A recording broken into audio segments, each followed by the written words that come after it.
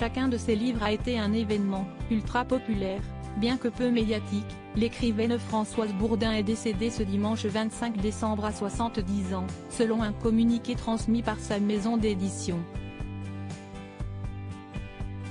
Auteur de plus de 40 romans, la septuagénaire avait vendu des millions d'exemplaires de ses ouvrages tout au long de sa longue carrière et aimait aborder les thèmes familiaux, qui parlent à tous. La famille est un champ infini, un sujet inépuisable.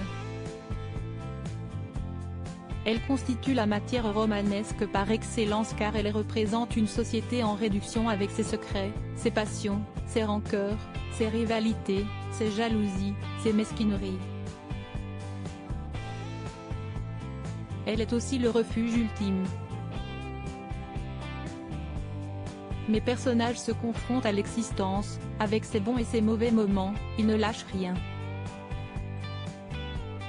Cette leçon de vie est le fil rouge de mon œuvre, expliquait-elle d'ailleurs. Touchée, sa maison d'édition a transmis ses condoléances à sa famille et notamment à ses filles, Fabienne, 41 ans, et Frédéric, 40 ans, ainsi qu'à ses petits-enfants. Ouvrages, scénarios, téléfilms.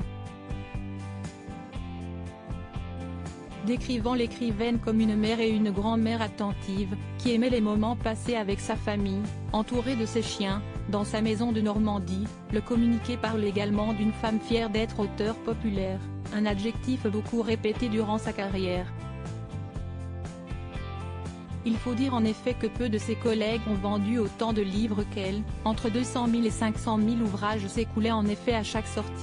Quatrième au rang des écrivains français les plus vendus, après Marc Lévy, Guillaume Musso et Catherine Pancol, la septuagénaire était pourtant peu présente dans les médias. En près de 50 ans de carrière, l'autrice n'a fait l'objet que de peu d'articles, comparée à ses collègues tout du moins.